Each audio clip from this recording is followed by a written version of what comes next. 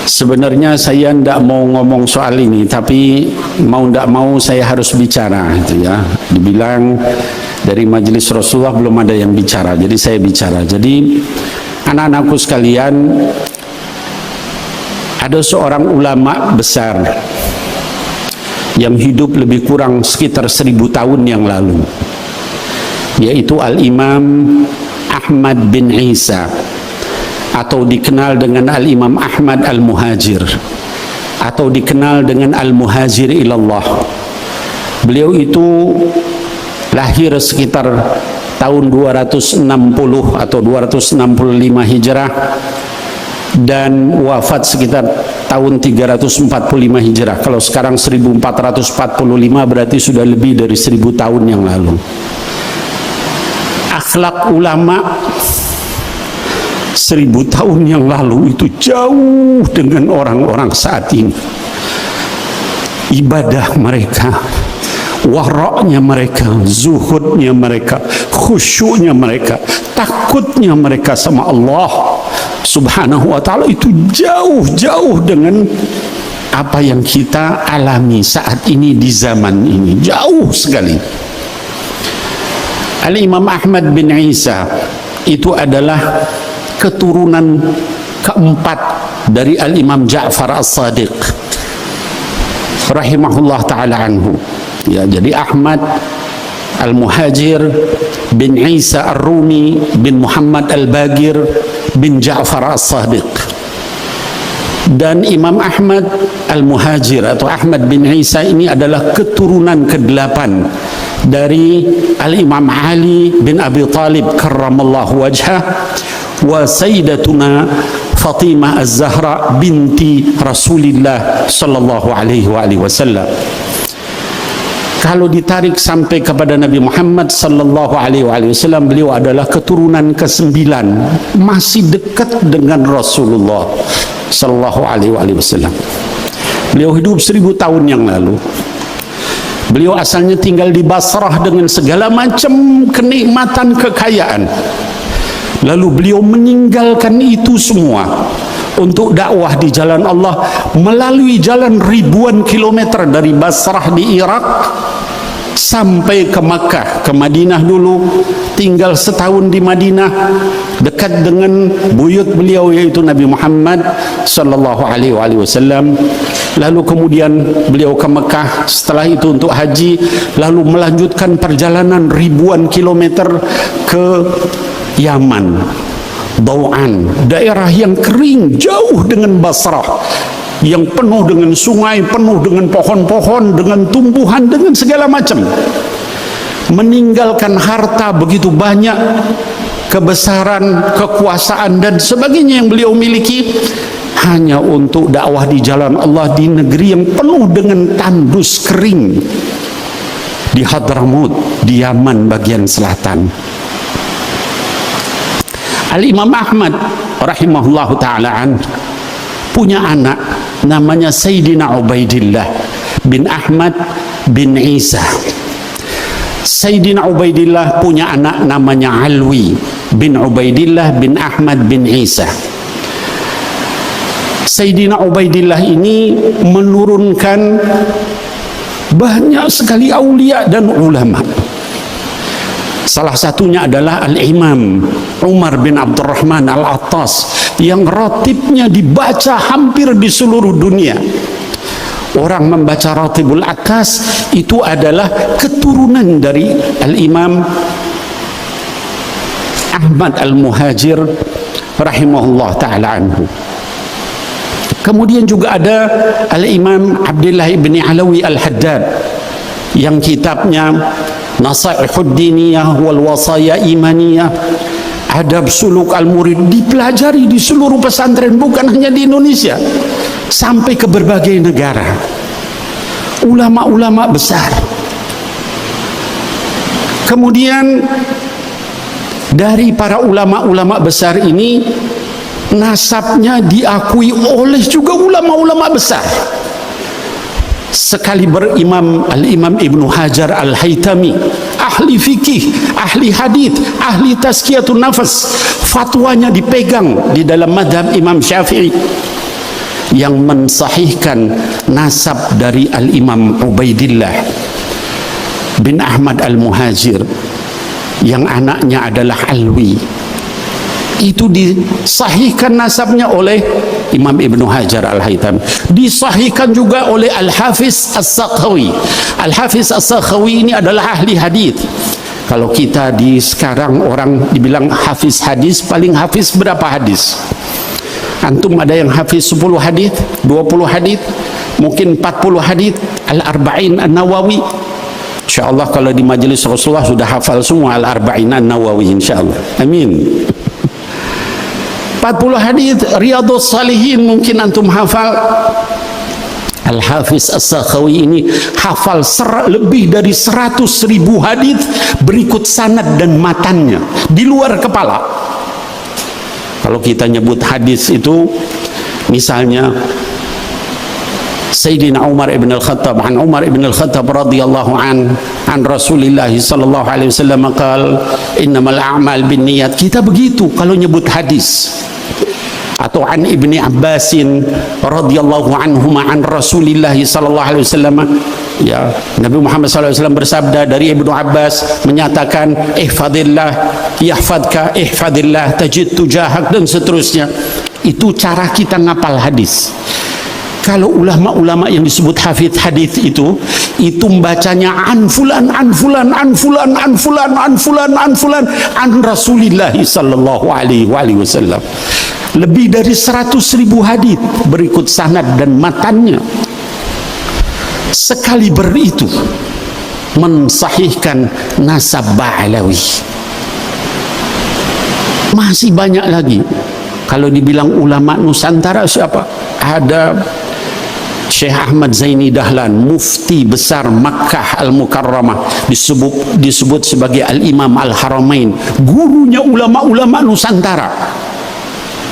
Syekhuna Khalil Al-Bangkalani, Syekh Khalil Bangkalan itu muridnya dari Syekh Ahmad Zaini Dahlan.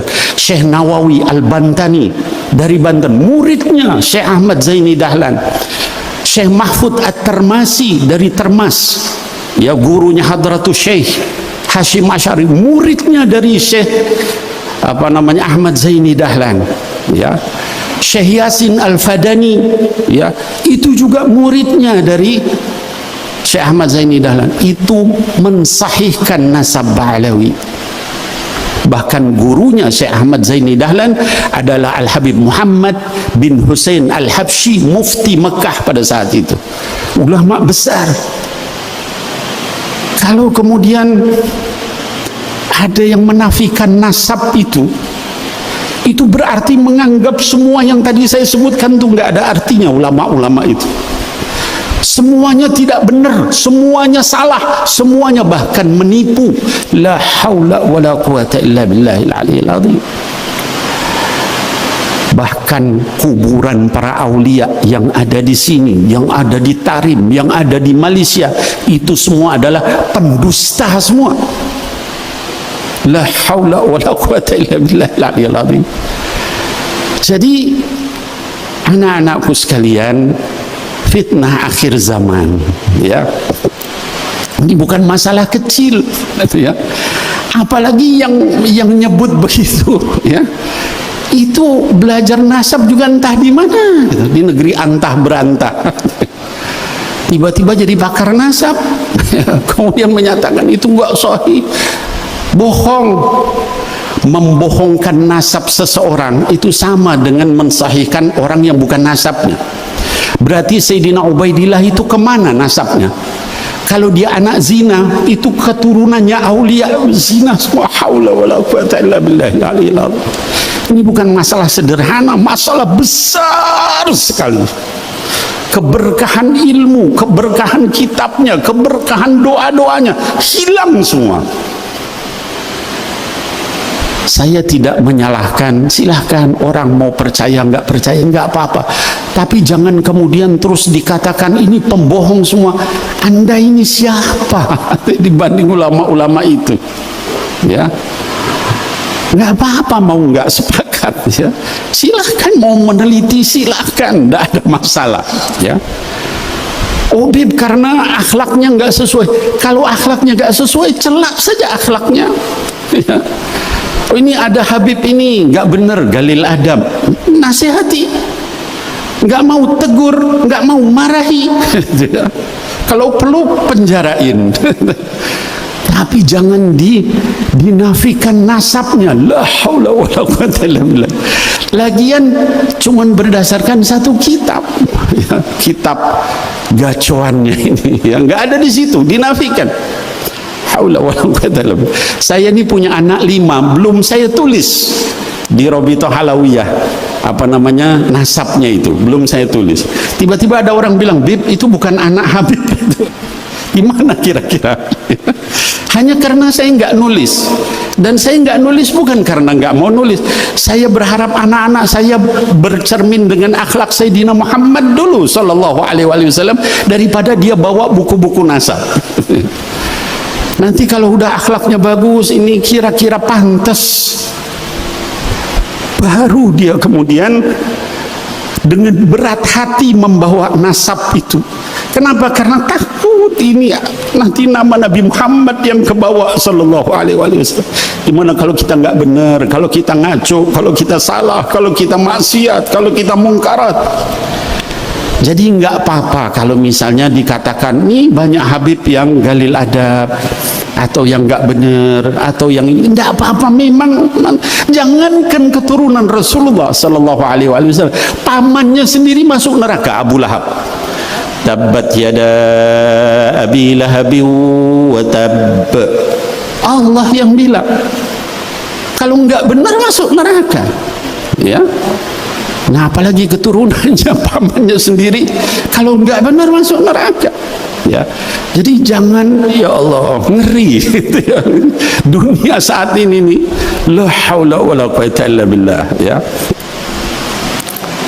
Nah, anak-anakku sekalian, hadirin wal hadirat, kami di majelis Rasulullah ini seringkali orang bilang, Bib, itu kan masalah kecil, biarin. Masalah ini bukan masalah kecil, ya.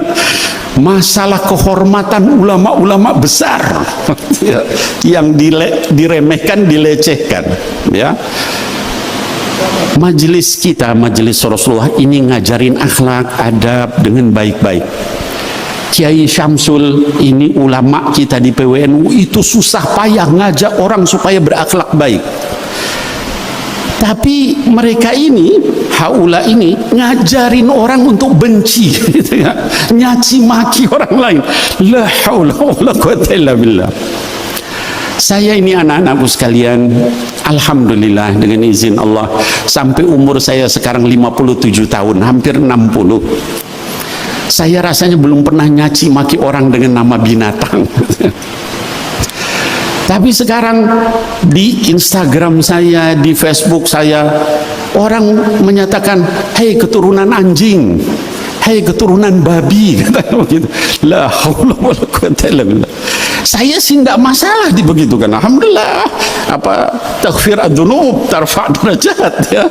Diampuni dosa-dosa saya, diangkat derajat. Tapi itu kalau ada yang begitu langsung saya hapus, saya blokir. Kenapa? Takutnya jamaah yang marah, bukan saya, gitu. Terus jadi konflik horizontal. Ini menyebarkan kebencian kemana-mana, ya. Sampai anak buahnya segitunya. Kalaupun kita ada seorang koruptor, ya, ngemaling uang negara berapa triliun, pantas nggak kalau kita bilang, hei keturunan babi kamu atau anjing? Dia kan punya bapak, punya nenek, punya kakek. La haula wala quwwata illa billah. Koruptor, pencuri, pemabok aja nggak pantas dibilang keturunan babi, keturunan anjing. Ini mereka begitu, ya. Saya pribadi alhamdulillah, ya, ini pahala yang nggak mengandung ria, tidak ditunggu-tunggu, datang sendiri ngampunin saya, alhamdulillah, alhamdulillah. Tapi yang saya takut itu nggak semuanya bisa begitu, ya. Ada orang yang dibilang keturunan babi marah, ya. Kalau nanti dibacok jadi apa? Kan jadi kacau ini, ya. Terus kemudian dilaporkan, ini pembohong Robito, ya. Mau dilaporkan ke polisi. Berarti ini bukan orang ikhlas mencari ilmu.